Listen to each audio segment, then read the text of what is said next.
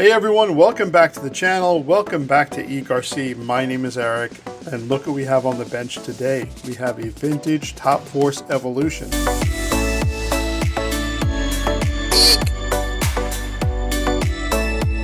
So this is a vintage Evolution that came out in 1992. This was kit number 58107, and this came out, I think it was like less than a year after the Top Force came out. The original Top Force came out in 1991. We all know, well, you Tamiya fans know, it was kit number 58100. It was their 100th kit. So I found this on Buyee, and it was advertised as, you know, RC car. I don't even think it said Tamiya in the title.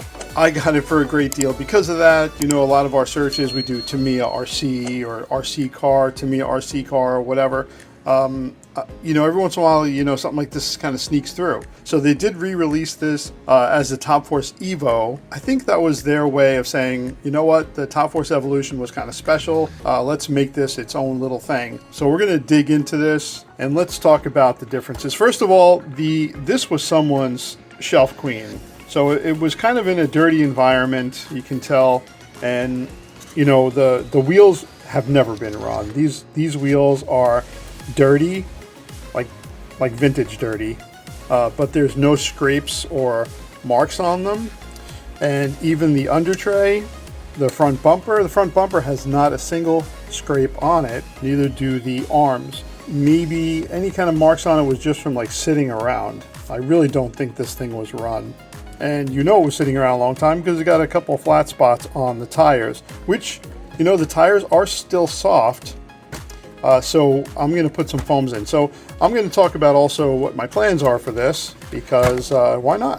It's going to be a fun little project. All right, so let's take the top off and take a look at what's underneath.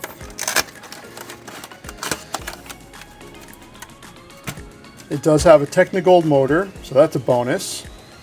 And let's talk about all the upgrades that the Top Force Evolution has over the original Top Force. This is a carbon fiber chassis. Both of these are carbon fiber chassis plates. These are still FRP. These are not carbon fiber, the damper stays, but they do have improved ones. They're a little more rigid. There's more areas to mount your dampers for tuning. So these upgraded shock mounts, it's definitely an upgrade. Better ball diffs. Apparently they're lighter ball diffs. I don't really know what that means, if the actual diff casing is different or the materials are different, but they're supposed to be lighter, better ball diffs. Now, I've never built a Top Force or a Top Force Evo. You know, after restoring this, I'm not sure if I'm going to run it or not. I don't know yet. We'll see. That's the only thing in my plan that I'm not sure of. So what else? So it's got the aluminum high cap dampers. Now, we've seen these before. You know that I have them on my Astute and my Madcap. It has a one-way bearing,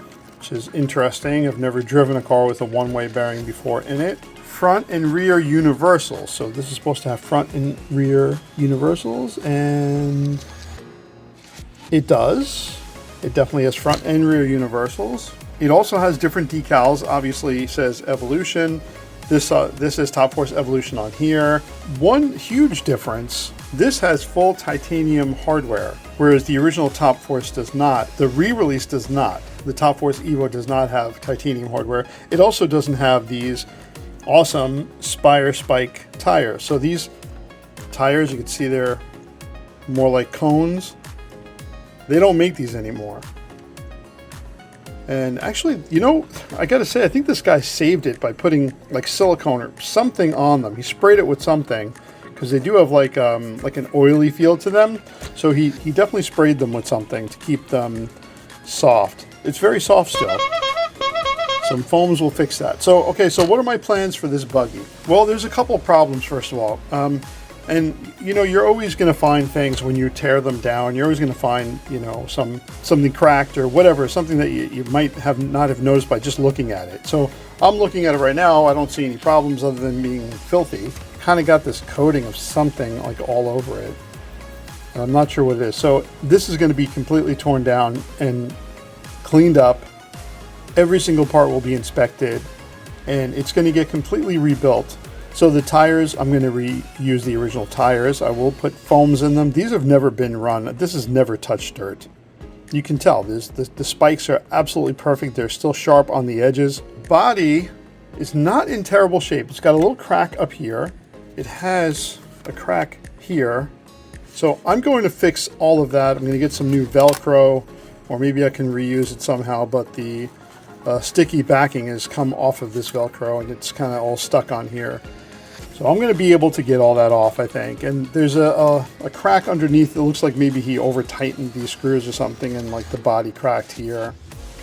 But that's pretty much it. I mean, I don't see anything, you know, just by looking at it that jumps out at me like something needs to be replaced. I'm also going to refurbish this Technigold motor, which I've done before. You know, basically put new bearings in it, new brushes if I can find them, or maybe this one's in great shape and just needs to be cleaned up. So let me just take the camera off the tripod just to get a closer look at a few things. You can see now a little more clear. I don't know if you guys can see that. It's got universals in there.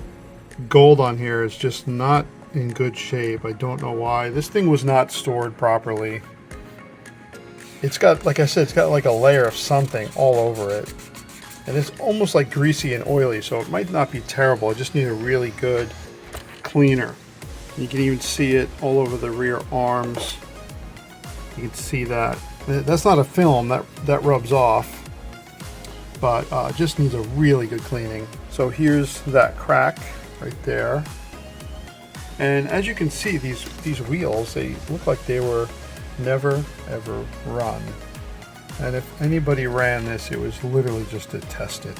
They did put some sort of shrink wrap tubing over this. I'm not sure if that was standard practice back then for the Top Force and the Top Force Evo. I'm not sure. You can see the shocks are in good condition. They actually sound and feel like they have oil in them still.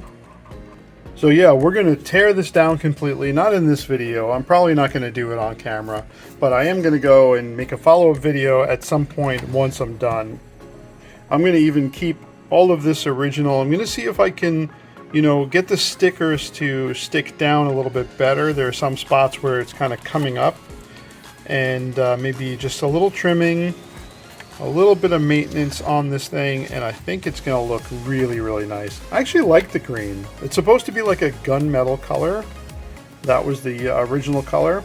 And I do like the gunmetal also, but you know, the green's kind of cool. This is the same green. Let me see, is that the same green? Yeah, it looks like the same green I used for my big wig. So yeah, just a quick video on the Top Force Evolution. I thought, you know, I'd share this with you guys. I thought it was really cool. I thought it was a great find. There are some really good bargains to be had out there, not just with Buyee, but even eBay and Facebook Marketplace. So if you look hard enough, you can find them. So let me know what you think about it. Leave me a comment. Did you ever have the original vintage Evolution? Is there anything I need to look out for? I did hear that the diff cases crack also, and I don't know where to look because I've never had one. I mean, I don't see anything cracked anywhere, but you know, as soon as you start taking these apart, that's when you start finding problems. Yeah, so give me a thumbs up if you like the video, if you like the Top Force Evolution. You want to leave a comment, leave a comment. I love it. I love talking back and forth to you guys. It makes the hobby even that much more enjoyable. So definitely subscribe. Look out for another video on this once I'm done. But yeah, I'm not quite sure yet what I'm doing with this one. Anyway, thanks for watching, everyone. I appreciate it. Subscribe if you have not subscribed yet. I have lots of people that watch that aren't subscribers. So give me a thumbs up if you can. Subscribe if you can. Thanks, everyone. I'll see you all in the next video.